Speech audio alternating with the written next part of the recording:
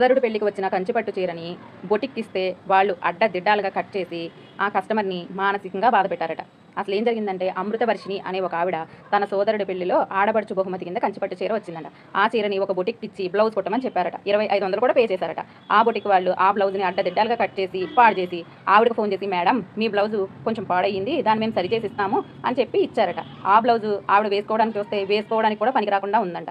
ఆవిడ ఏమన్నారంటే, నా బ్లౌజ్ను పాడు చేశారు కాబట్టి ఆ చీరకు డబ్బులైనా ఇవ్వండి, లేకపోతే అలాంటి చీర కొనివ్వండి అన్నారట. వాళ్ళు డబ్బులు ఇస్తామని చెప్పి మళ్ళీ సమాధానం కూడా చెప్పలేదట. ఆవిడ దగ్గర ఉన్న బిల్లులు, వాట్సాప్ మెసేజ్లు ఇవన్నీ తీసుకుని వెళ్ళి కన్జ్యూమర్ కోర్టులో కేసు వేశారట. అప్పుడు వాళ్ళు బొటిక్ వారికి 10 లక్షల జరిమానా, 10,000 కేసు ఖర్చుల కింద శిక్ష విధించారట.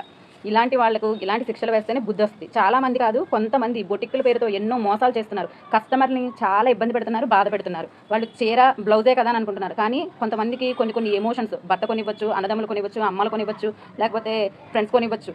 కానీ వాళ్ళు కేవలం పోయింది బ్లౌజే అనుకుంటున్నారు. కానీ కాదు, కొన్ని ఎమోషన్స్ ఉంటాయి, వాటిని వీళ్ళు దెబ్బతీస్తున్నారు.